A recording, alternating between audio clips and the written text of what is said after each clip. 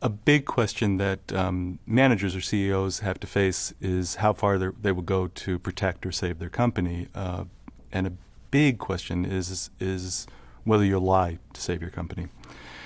There's a CEO of a company that remanufactures jet engines who I spoke to and wrote about. And he is going through the annual audit for his company, and he about to sign the document that says, do you know, or I know of no circumstances that will affect the financial condition of my company. And he's about to sign that when he gets a phone call, and he learns that several planes have been grounded at airports as a result of what might be problems with parts he made for those engines in those airplanes that have been grounded. Doesn't know if they are or not, but they might be.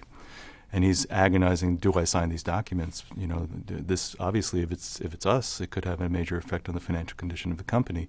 Gets some more calls, more planes have been grounded, and all told there are about 11 planes that have been grounded that may or may not be grounded as a result of a part that he made for these engines.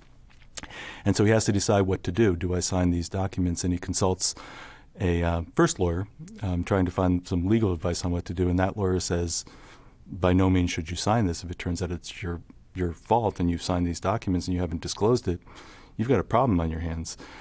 So he does what every panicked CEO might do, and he consults another lawyer. And that lawyer says, no, you don't know if it's you. You have no responsibility to do that. Your responsibility is to protect the company, and if you say that something's wrong or may be wrong, you know, the banks may panic. They may pull their loans. People may lose their jobs. So there's a real dilemma he's facing. Do I sign the papers? Do I not sign the papers? Now, as a consumer, I think there are some products that the CEO has a moral responsibility not to take any chances with.